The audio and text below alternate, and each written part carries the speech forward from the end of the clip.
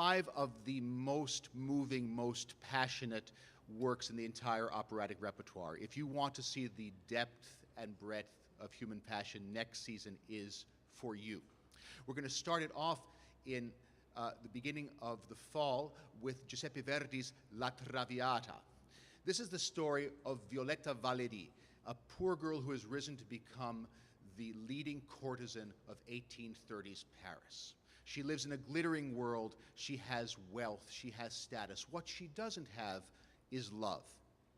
Enter a young man from the provinces named Alfredo Germont. And he comes to her and declares his love like so many others. But there's a difference.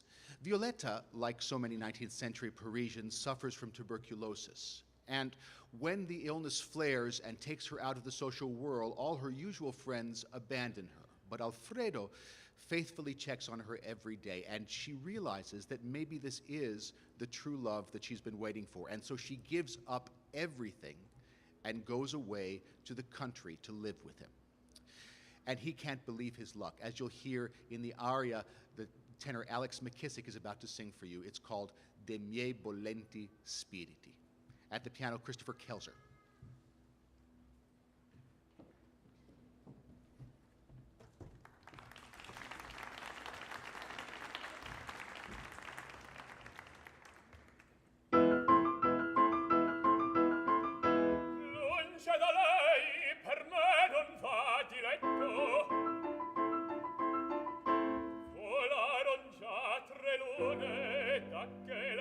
Violetta, agi per me lasciò dovizie, amori e le pompose feste, ove io omaggi avezza, vede a schiavo ciascun di sua bellezza. Ed or contenta in questi ameni luoghi, tutto scorda per me. Qui presso lei a rinascer mi sento, e dal soffio d'amori generato scordo nei gaudi suoi tutto il passato.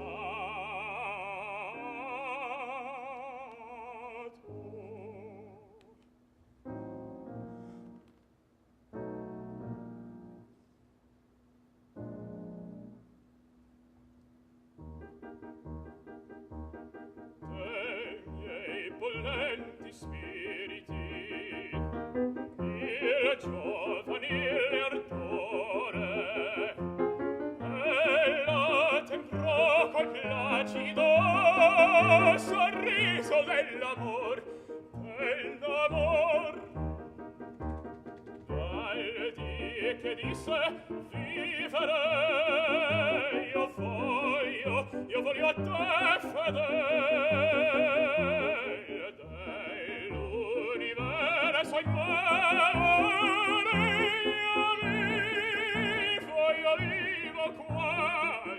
Io vivo quasi in ciel, dal dì che disse vivere io voglio a te fedele, sì, dell'universo in mare.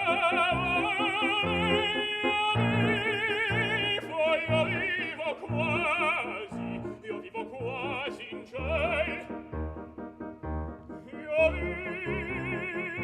vivo in ciel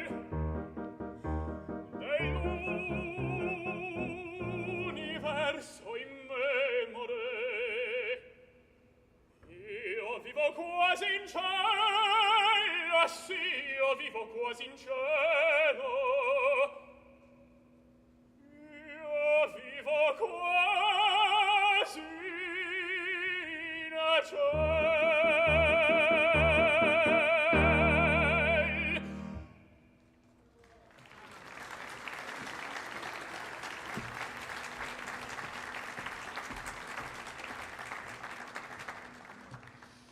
Violetta's past doesn't matter at all to Alfredo, but his father is another story. Giorgio Germont is scandalized that his son is living with a woman he considers to be fallen. And he goes to Violetta and demands that she break things off with Alfredo. And she resists. She says that she has changed and she loves only Alfredo and wants to be with him forever. And then Giorgio tells her that the relationship between Violetta and Alfredo and the scandal it's causing is ruining his daughter's prospects for marriage. And hearing that, Violetta doesn't want to see another young woman suffer the way she suffered without a family. And she agrees to break things off. Because she knows that Alfredo will never simply accept her leaving, she tells him a lie. She says she wants to go back to her old life as a courtesan. And the breakup is public and it's ugly. Months later, Alfredo's father is stung by remorse and tells his son the truth. And Alfredo comes running back to Violetta. By this time, Violetta is very, very ill indeed. But they make plans to leave Paris again, to go to the country where they will be happy alone together and where her health can improve. In the duet Parigi o Cara, we'll hear again Alex McKissick as Alfredo, as Violetta, soprano Madison Leonard, as Violetta's companion Annina, soprano Alexandria Scheiner.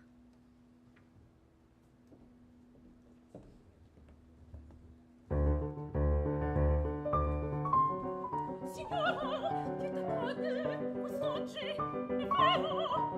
Vi sentite meglio? Sì, perché? Te sei calmo, promettete?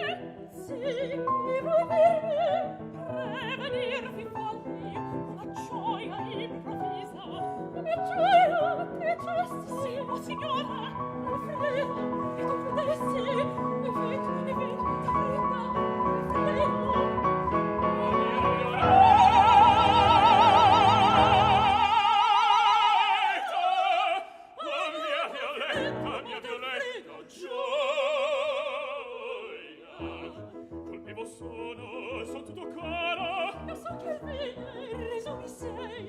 Questo palpito, se io t'ami impara, senza te insistere, più non potrei. La santa in vita, m'è ritrovata, crede che uccidere non vuol d'onor. Scordo l'affanno, donna adorata, mi perdoni il genitor.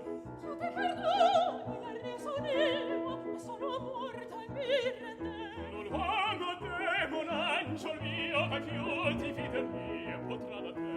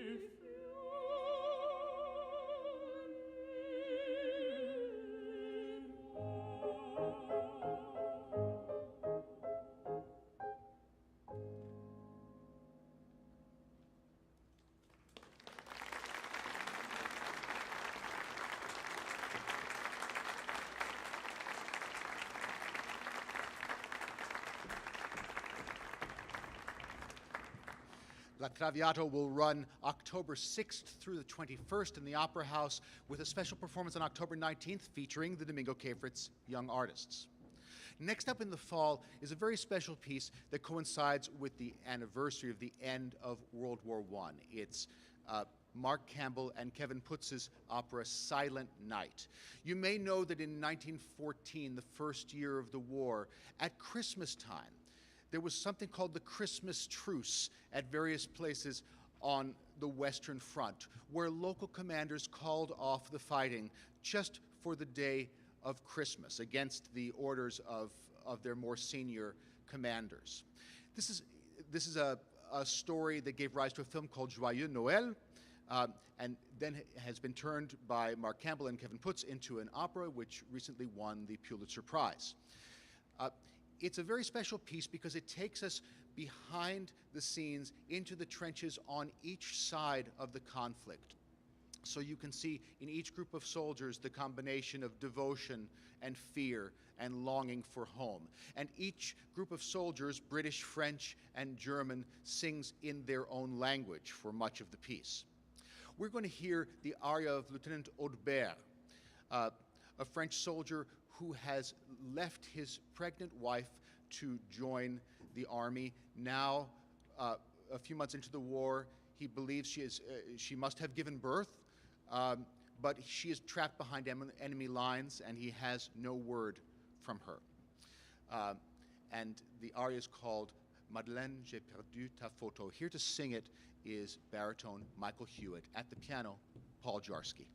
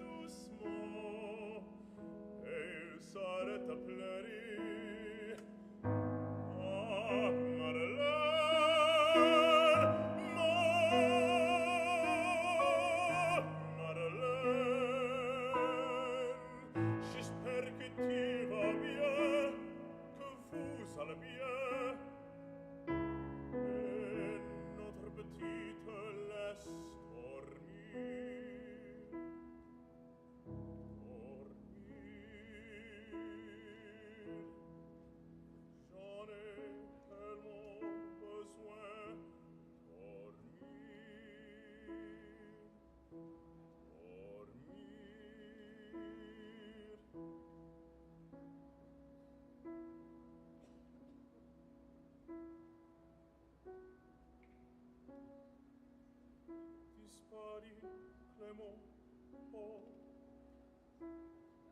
10.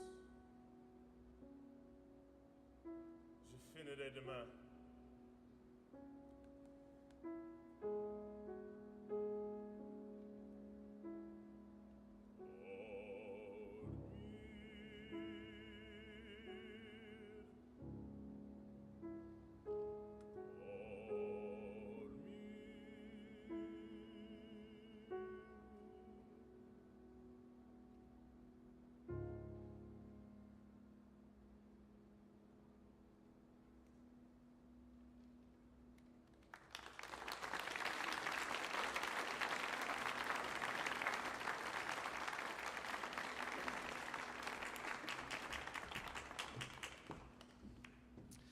Silent Night will run in the Opera House next November.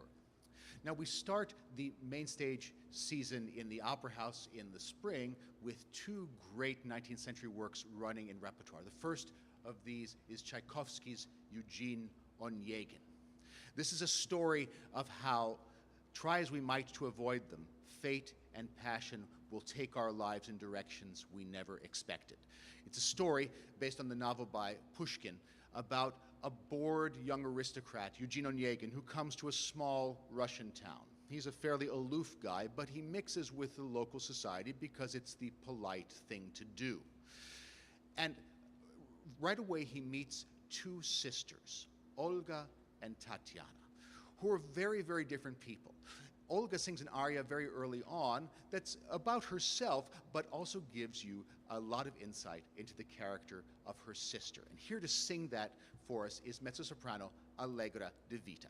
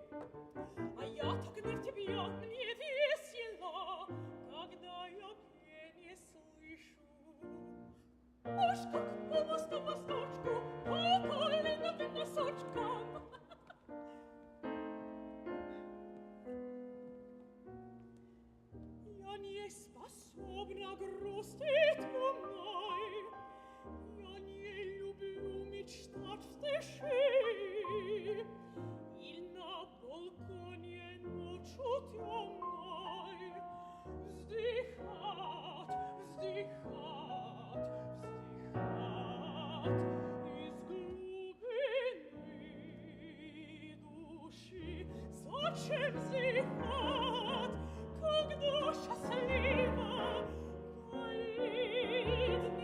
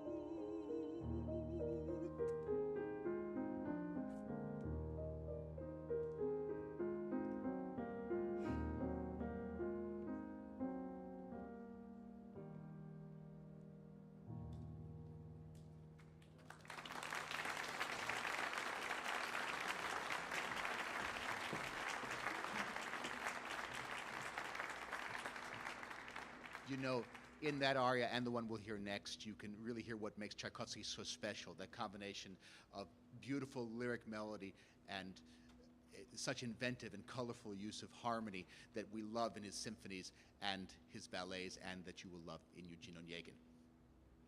So, of the two sisters, flighty Olga and dreamy Tatiana, it is, of course, Tatiana who falls in love with Onegin, who politely, but rather coldly, rejects her and crushes her completely.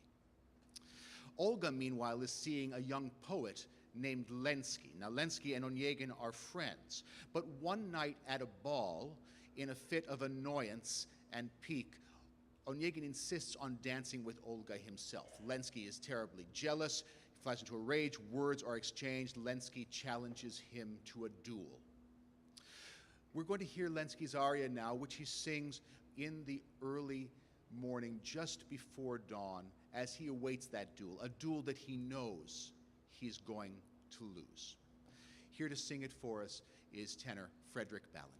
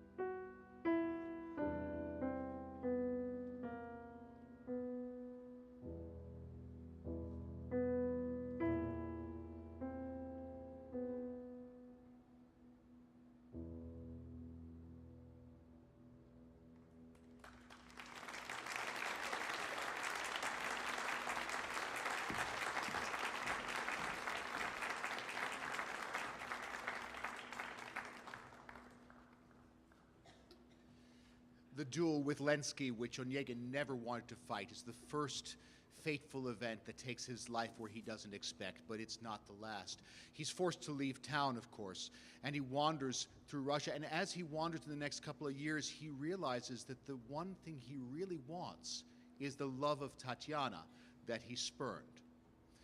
But when they meet the next time, the situation between them will be very, very different. Eugene Onegin will run in the Opera House from March 9th to March 29th in a stunning production by Robert Carson. Now, running in repertoire on alternate nights with Eugene Onegin will be Charles Gounod's Faust, which we have not presented at the Washington National Opera for over 20 years. Faust, if you don't know it, is the original deal with the devil story. We have an old professor, Dr. Faust. He has spent his life looking for truth in philosophy and science and theology, and frankly, at the end of his life, nothing is satisfying. All that he really wants is to get his youth back, and in a fit of frustration, he calls out something to the effect of, "Let the devil take me." And obviously, Faust has never been to the opera because he should know that when you say stuff like that, stuff happens. And in fact, the devil shows up. The devil turns out to be, he's called Mephistopheles in this version, he turns out to be a very elegant gentleman who's a lot of fun at parties. I'm going to let you see exactly how. Bass Tim Brunner is going to sing the drinking song that Mephistopheles sings when he's called on in a song contest at a local tavern. He sings about the idol from the book of Exodus, the golden calf, which he says is still standing today because all over the world we see the evil that comes from the love of money. Here's Tim Bruno to sing Le Veau d'Or from Charles Gounod's Faust.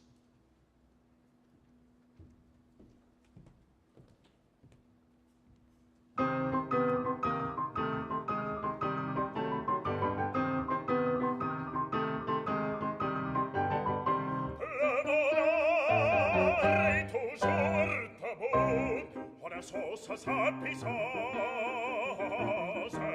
on a sauce sappi sauce, devil di modo lo trovo. Pour fêter l'enfamie dans le roi, ses peuples confondirent, le bruit sombre des équipes, dans son itinéraire la pole, autour des pieds d'escale, autour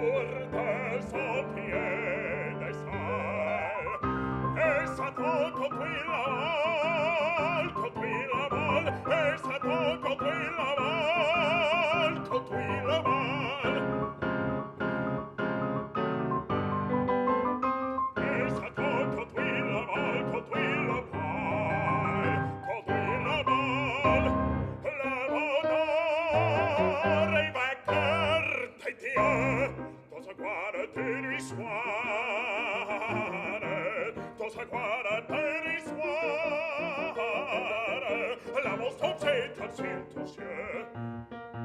Il contemple l'orage étrange à ses pieds, le chant humain, ses rivales la frère en main, dans le sang et dans la poche. Oh, prie l'ardent métal, oh, prie l'ardent métal.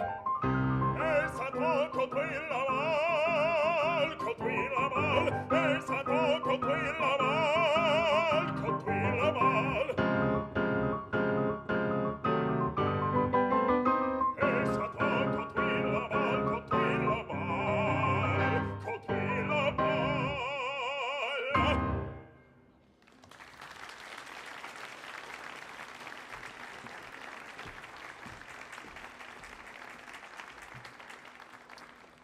So Dr. Faust gets his youth back in exchange for the small matter of his immortal soul. And when he gets his youth back, he happens to fall in love with an innocent young girl named Marguerite. And Mephistopheles could not be more excited because this is a chance for a twofer. With his help, Faust seduces Marguerite. She bears his child. Then Faust abandons her at Mephistopheles' behest. She is driven mad. She drowns her child. Now, at the end of the opera, she is in prison awaiting execution. And Mephistopheles comes with Faust to try to break her free, because if he can get her to die without repenting, he'll have two souls for the price of one. Marguerite is mad, but Marguerite is not so mad that she doesn't recognize the devil. Here, as Marguerite, we'll hear soprano Alexandria Scheiner, as Faust, tenor Alex McKissick, back as Mephistopheles is bass Tim Bruno.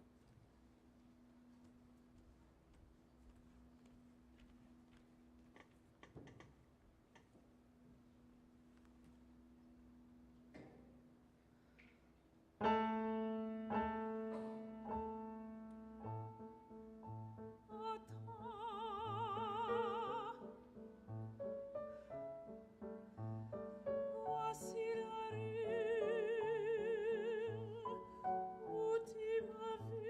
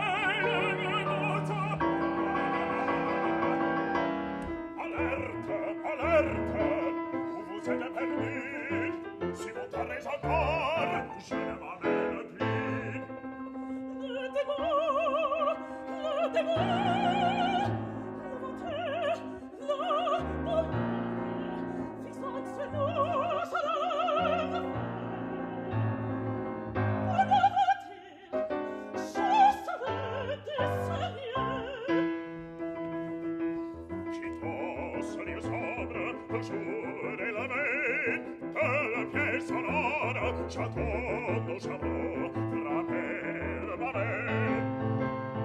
Viens, sauvera, peut-être il en est comme son corps. Oh Dieu, protège-moi. Dieu,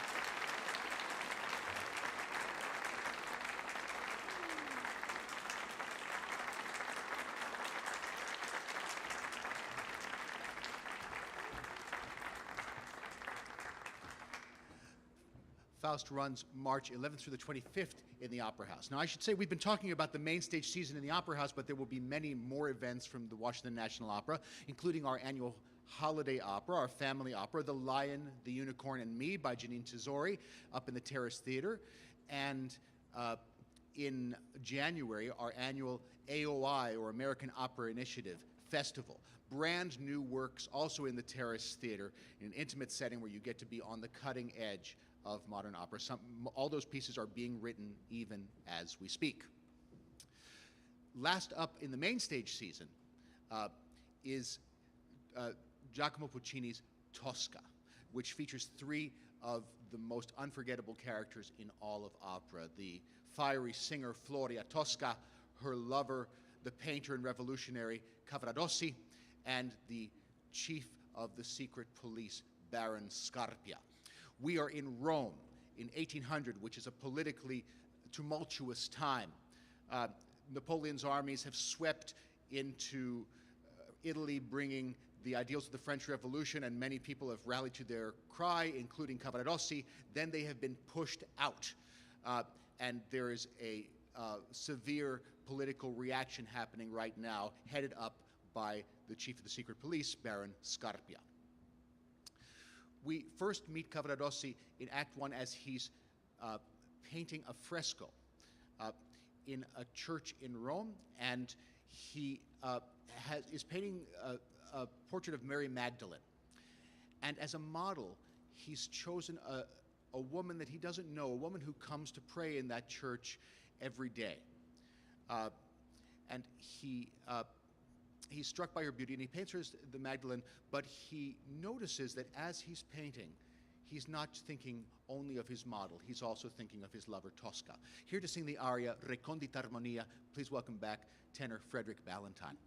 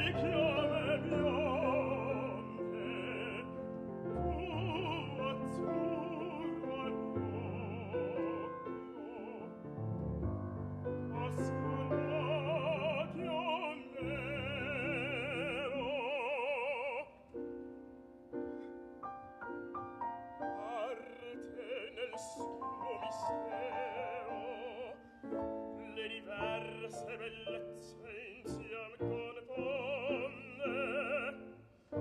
ma nel ritrarre costei il mio solo pensiero,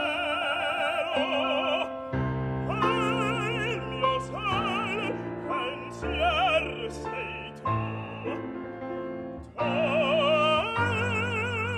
Tosca sei tu.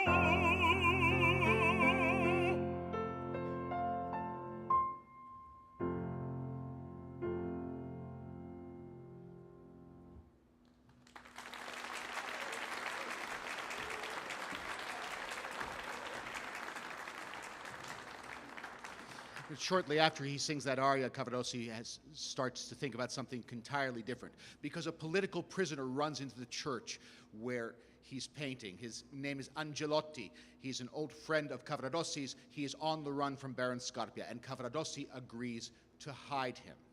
They make plans.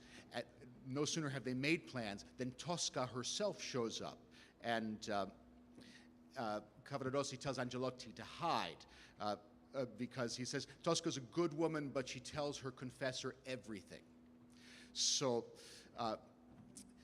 Angelotti goes and hides. Tosca comes in, and she's disappointed to find that Cavaradossi is a little more distracted than she would wish when she proposes going to his villa that very night, a night that promised to be a very romantic one.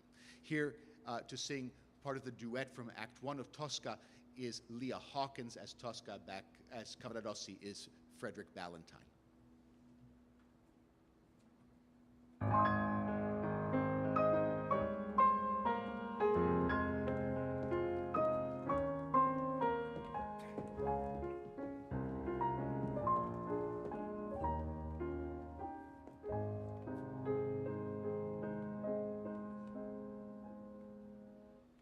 Ora stagno a sentir, stasera hai aspettato lo brevi, tu m'aspetti sul luscio della scena e andato Villandiam, soli, soli te. Stasera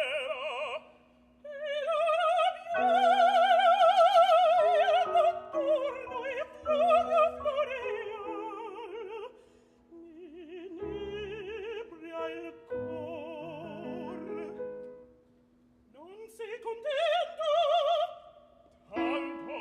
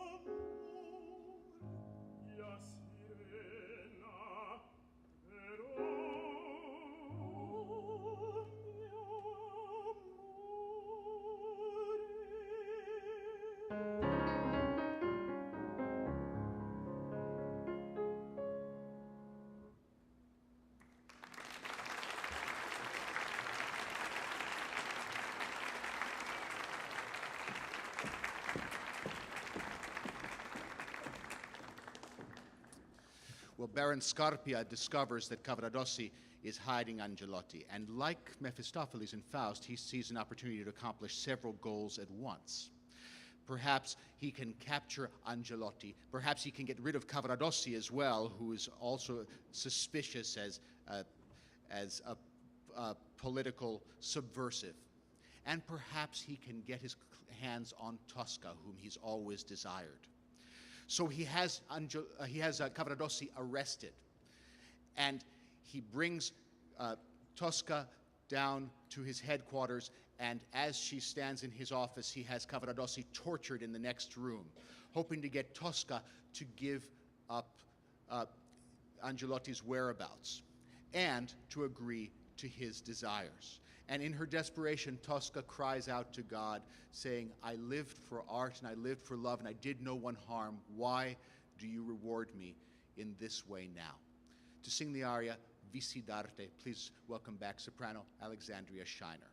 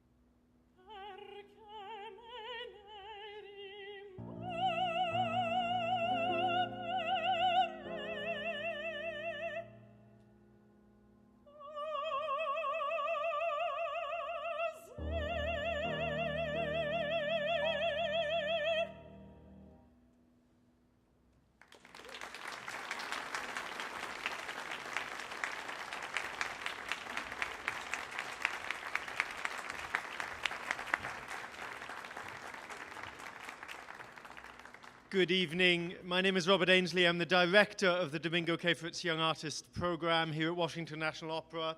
And before we bring this program and our season to a close with a famous operatic toast, I just want to very briefly reflect and acknowledge a couple of very important people. This is an emotional moment for our program. For many of the artists on this stage, this is their final public performance as members of the Domingo Cafritz Young Artist Program. They will go on from here to contracts around the globe at the Metropolitan Opera, at Chicago Lyric Opera, Seattle Opera, at the Dutch National Opera, at the English National Opera, and of course they will return here to us, their home, Washington National Opera and the Kennedy Center. But this incredible season that we've had, filled with events and performances, that Alcina, that Barbiere on Thursday, the gala yesterday, this doesn't happen. The incredible individual successes and triumphs, a winner of the Metropolitan Opera National Council auditions, a finalist of Operalia, the performance at the White House State Dinner. All of this is possible for many reasons. One is our incredible faculty. I can't acknowledge them all, but our wonderful Italian teacher, Maddalena Berea, is in the house, as is our movement coach, Karma Camp, who staged today. Thank you, our faculty.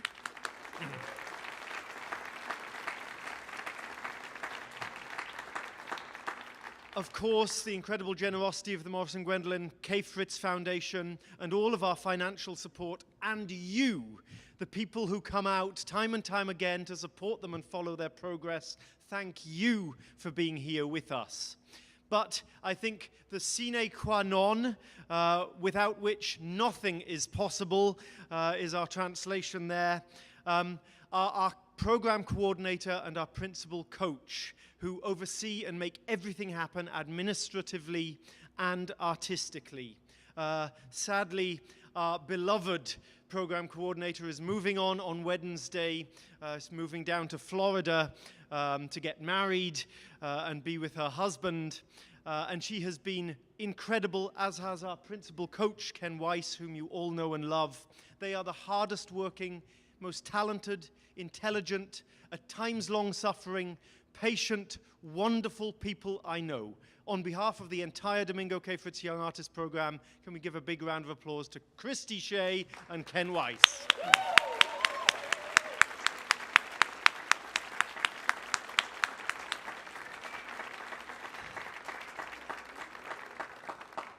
And now that flirtatious, fateful meeting between Violetta and Alfredo in the party scene at the beginning of La Traviata, the Brindisi Libiamo.